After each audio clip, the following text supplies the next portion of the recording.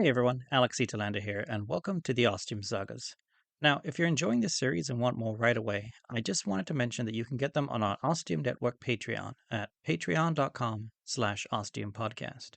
By becoming a supporter at any level, you'll instantly get access to the next 15 episodes in the series. So that's on our Patreon at patreon.com/ostiumpodcast. Now, I'd just like to thank our 5 most recent patrons for supporting the Ostium Network.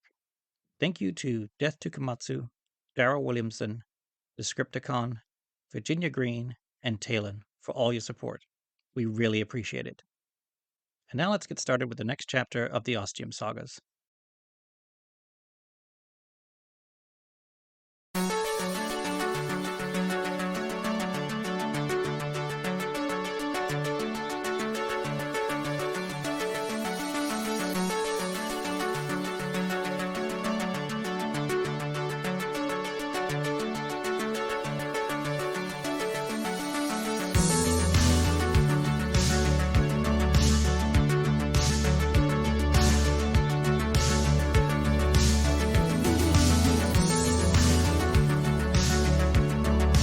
The Ostium Sagas.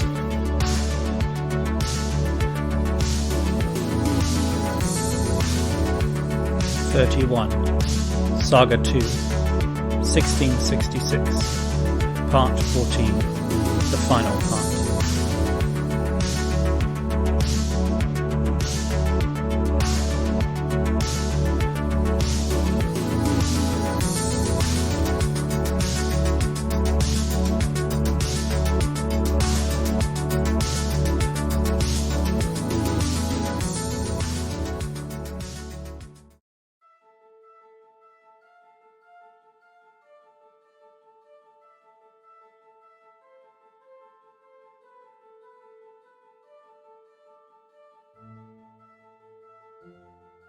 I know for a fact, I said, that I don't see this very often when it comes to things concerning the Ostium Network, but know exactly how you feel. So what did you do after everything had been burned to the ground? Well, he said, everything I'd come here for was gone essentially. The British Museum was no longer, and my heart was broken.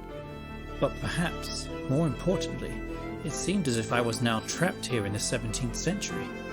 I fled in anger, perhaps much like you did, travelling up north, far away from all that pain, and visited other museums and historical sites. As dire as things were, I still had my advantageous society status, plenty of money. Things could have been a lot worse. So as I tried to wrap my mind around some form of acceptance that I would be spending the rest of my life in this time, I knew one day I would have to return to the hallowed ground that was once London. You see, the Ostium Network head had also quoted me one more date, 6 months after the disaster, barring some unpredictable eventuality, that would give me another chance. And that is why you are here now? I asked. Yes, Robert said. So we were to pass through the same door at the same time, I pondered. And the Ostium Network never thought it important enough to tell either of us this? Yes, it appears that way, doesn't it? He said. So we are both trapped here now, indefinitely. Well, he said, I am not completely certain of that. You see, as I came close to the former city, I felt this strange pull drawing me in. I thought it might be something related to the Ostium Network, so I pursued the direction I was being taken, which led me to here. And just as you announced your presence, I had discovered something very interesting. Please, take a look. The pulling, of course. We had now reached the appointed time when when we were scheduled to return to Ostia. I walked up to the space Robert had uncovered thinking, well, I had no clue really what to think. Last time there had just been the cobblestones of the street and the foundation of the door frame. This time there was a black space, an opening, an Ostium. I recognized the shimmering nature of the opening, only I couldn't see what was on the other side.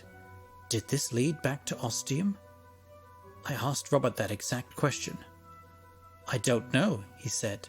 It seems to make the most sense. The problem was it was small, too small.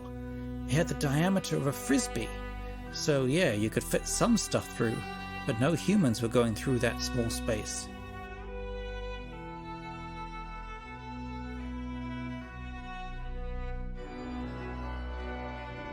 The question, Robert asked, remains whether the Ostium door, if that is what it is, and I can't really believe it is anything else, will get any bigger. We don't need much, I said. We don't need a whole friggin' door, just like manhole size so we can drop down through. We talked over our options, which weren't many. I explained how the Ostium Network had arranged to have the door supposedly be open and available at the same time over the next few days. So we worked for an hour clearing more rubble and space around it, making sure nothing tumbled or fell into the dark opening. 60 minutes later we had enough room for the opening to hopefully expand and accommodate us for our trip back to Ostium. And then we waited. For 3 very, very long days. We would take turns going for supplies and then shifts during the night, with a fire constantly going, so someone was always on watch for any change that might occur to the Ostium, no matter the hour, just in case.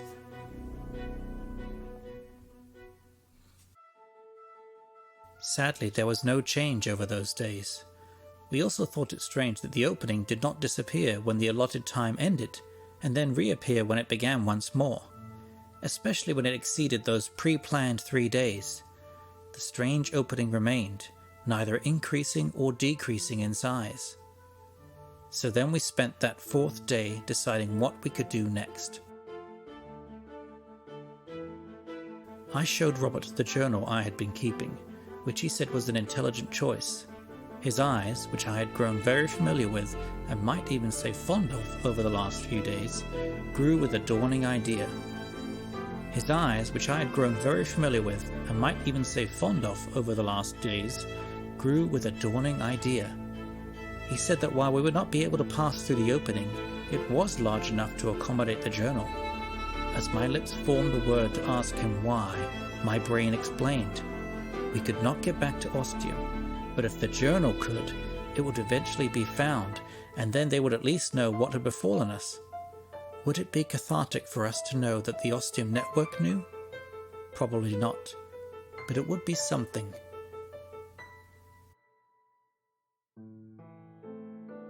So I said Robert's idea aloud, and then we talked over it a bit.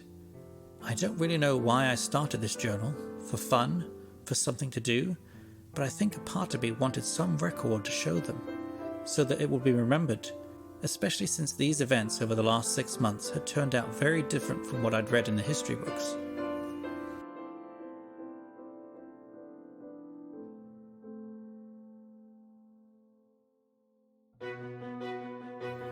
We didn't talk for long and were soon in agreement. Once I completed the last entry, the book would be closed and drop through the opening. What would happen after that?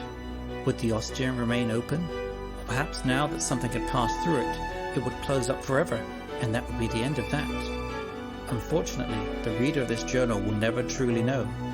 Maybe I can leave a subtle clue somehow that will show up in some history book or other. You never know. As for Robert and I, well, we've been talking and have quickly, perhaps unsurprisingly, become good and close friends. We've got the whole world open to us, with a decent knowledge of the future on our side. We've been bouncing around the idea of going to America. Yes, a very different one to the country I was born and grew up in, but in that lies the adventure, I think. And Robert seems excited by the idea, so we shall just have to see.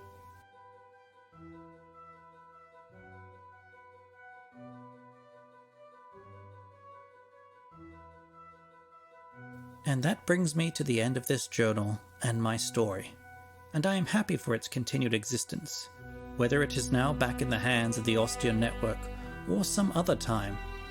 Much like the many stories from history I have read throughout my years, so my own story has become a part of history, and that makes me very happy.